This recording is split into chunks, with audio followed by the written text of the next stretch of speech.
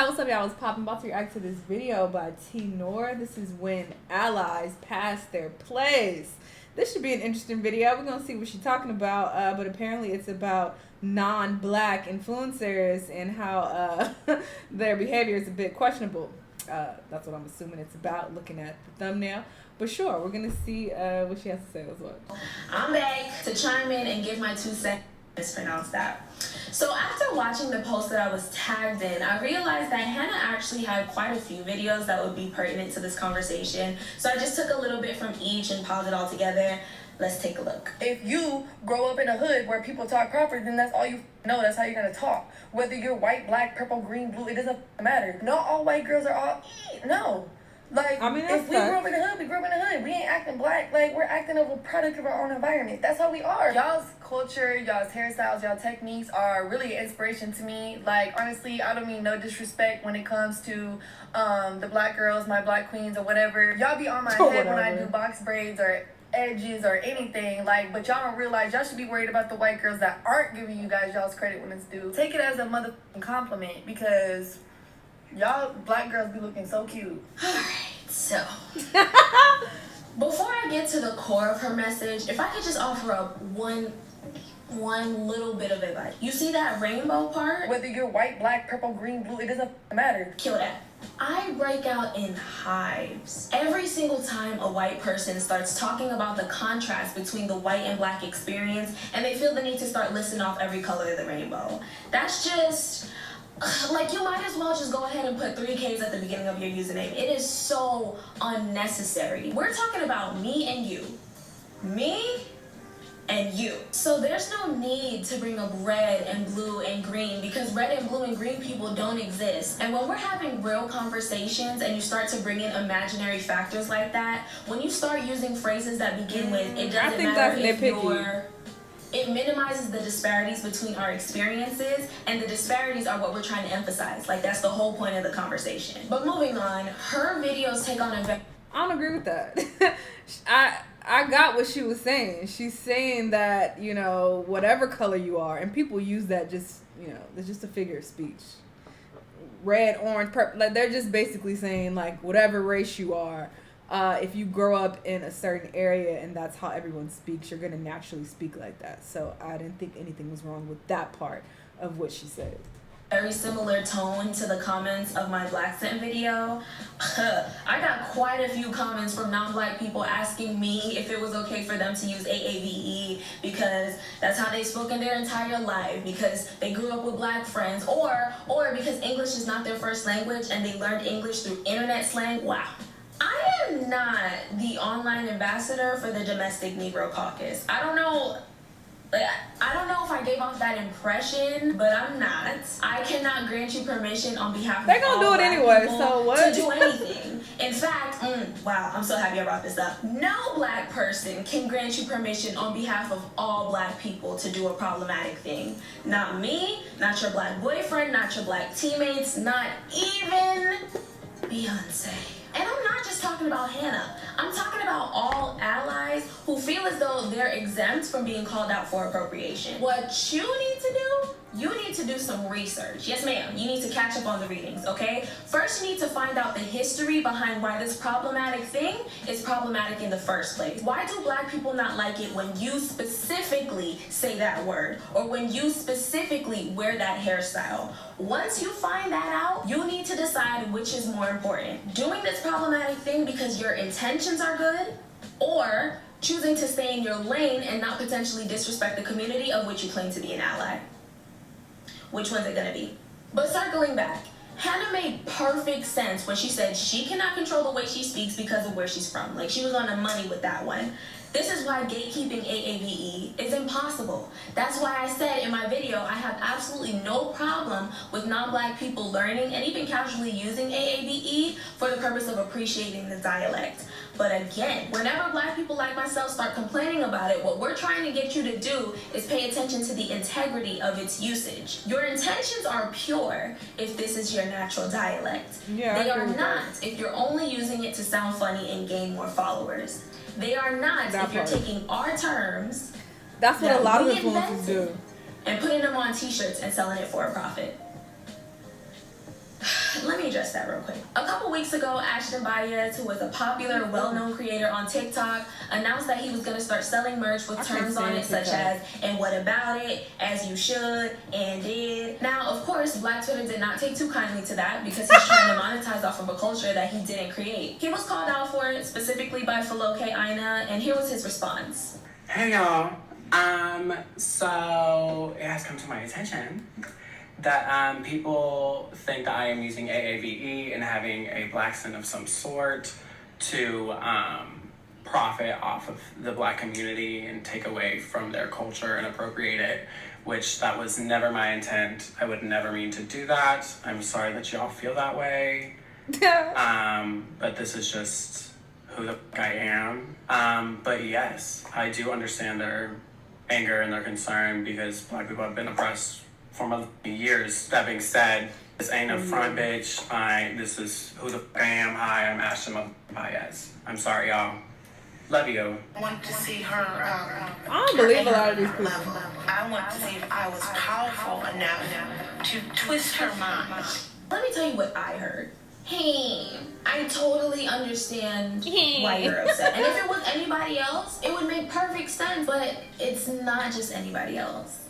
It's me. So you're just gonna have to be upset about it. You're just gonna have to deal with it. Love you though. Somebody send help. Because I don't know how many more times we're gonna have to explain this. Like, I don't know how many times we're gonna have to spoon feed this to people. But I'll say why this. do it then? You adopted our culture. I got something to say. You were not born into it. You became popular because of our culture. You did not popularize it. The rules of appropriation can still be applied to you. You are no exception. Your close proximity to Blackness does not erase your whiteness. And if you were a true ally, you would understand that. And you would not try to disregard the concerns of... But it's interesting that she's saying if you were an ally and calling these people allies. Like, at what point did they say they were allies? Like, why are we assuming that they are? I don't know him, so maybe he has, unbeknownst to me. But that wasn't mentioned in his little...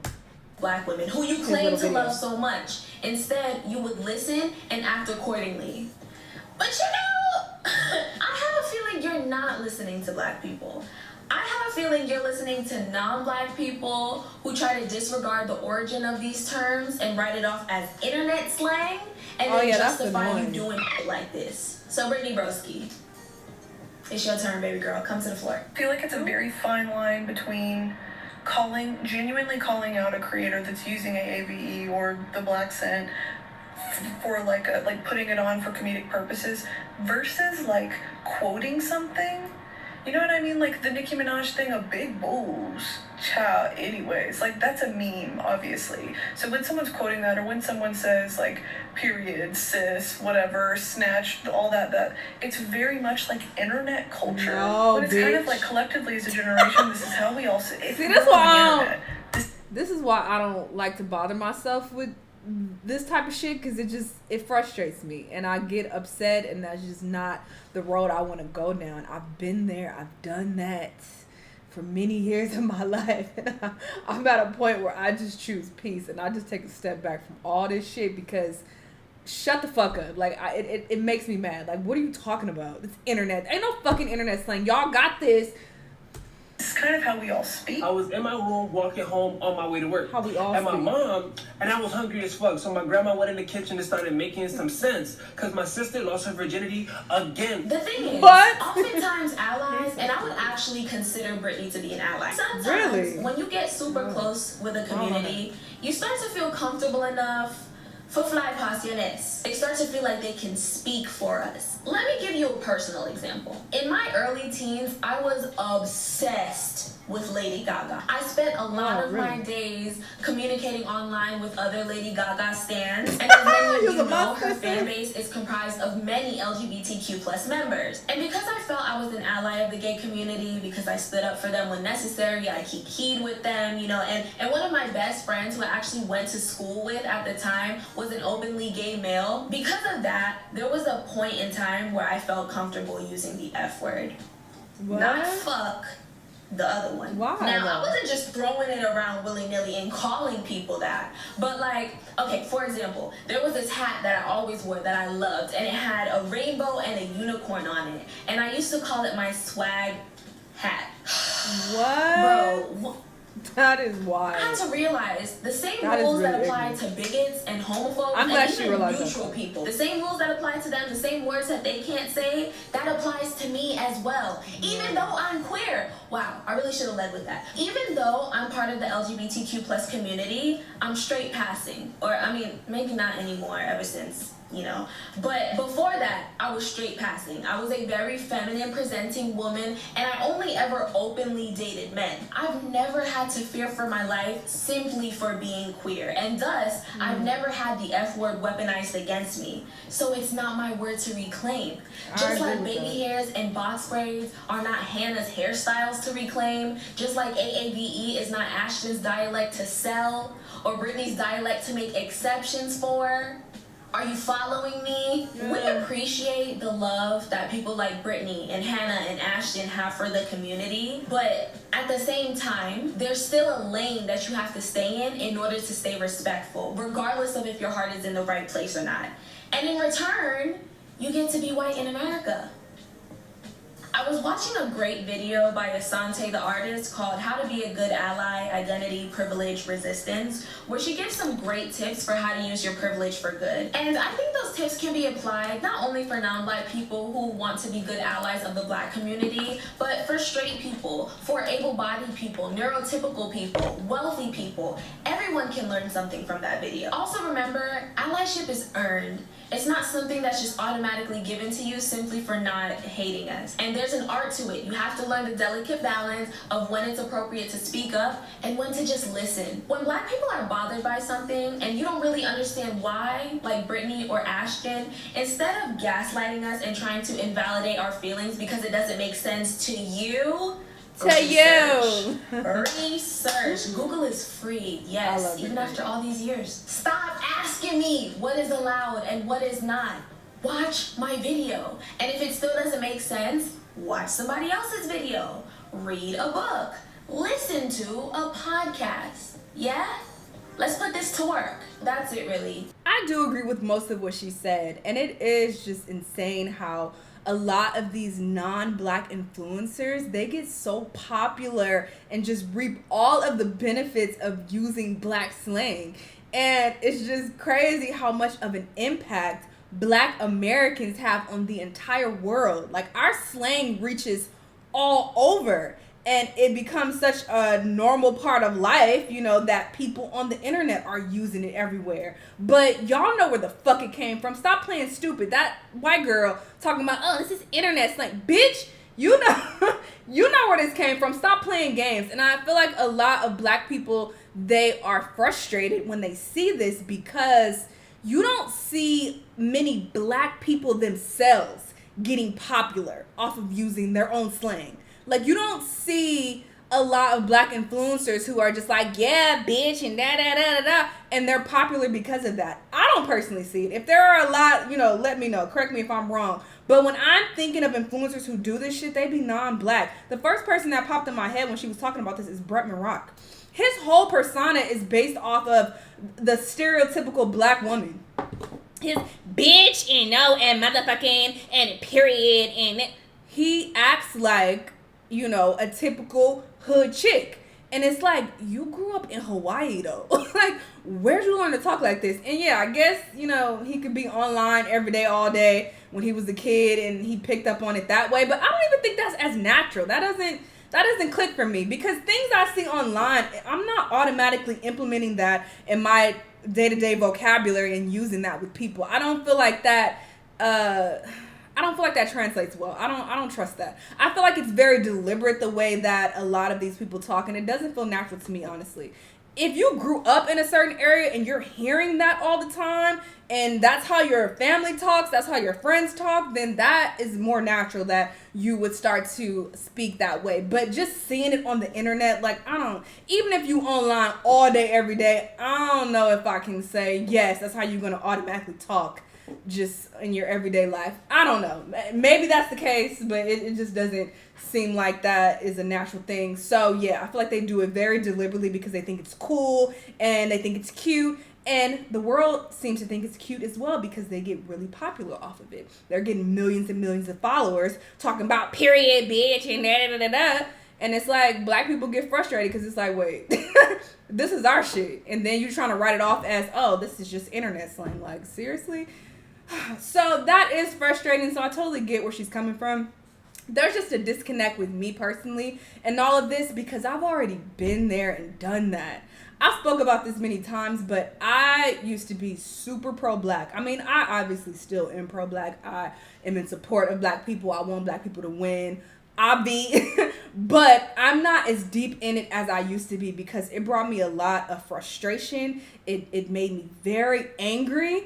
And I was talking to people till I was blue in the fucking face and they just still were not getting it. I feel like some people, they don't want to be educated. They want to say what they want to say and live how they want to live, and they don't give a fuck about who's offended by it. And they'll play stupid like, what? What's happening? I don't understand. What's the problem? They know what the fuck the problem is, you know? So people like purposely play dumb because they want to keep their privilege and they don't want to give up what they're receiving in benefits. Like if they came out and said, yeah, this y'all slang and we stealing it, we using it, yep. Like, you know, people aren't going to be that receptive to it. It benefits them more to play dumb. So there's a disconnect there because I'm like, listen, if y'all want to go on and fight the good fight, hey, I support y'all, do you, but I am explaining to no goddamn body about how they should wear their hair or how they should respect appropriation. I'm not doing all that. I've done it. And it's very fucking exhausting. And ultimately, people are not stupid. They know what the fuck they doing, you know? But yeah, this is still interesting to see. I'm not surprised. I feel like this will continue to happen because, yeah, they're benefiting from it. They're making money from it. They're going to keep stealing our slang. It is what it is. It's like, hey, what can you do? I just choose peace. And I'm focused on my own shit in my own life. And I ain't got time for all this extra shit because it is exhausting when you think about it. It is upsetting. It's like, wow, where are the black people who are using black slang getting super popular? Where are they? Why the fuck is Bretman Rock got his own fucking MTV show talking about bitch, yeah, period? Where are the black girls who actually talk like that? Why aren't they receiving that same praise and that same attention and reaping those same benefits? It's like, it is fucked up when you think about it. So I get the frustration, I do, but you just gotta pick your battles. People gonna continue to do what the fuck they want to do, and it just is what it is. But anyway, this was a cool video though. Y'all let me know what y'all thought, and I'll see y'all on the next one.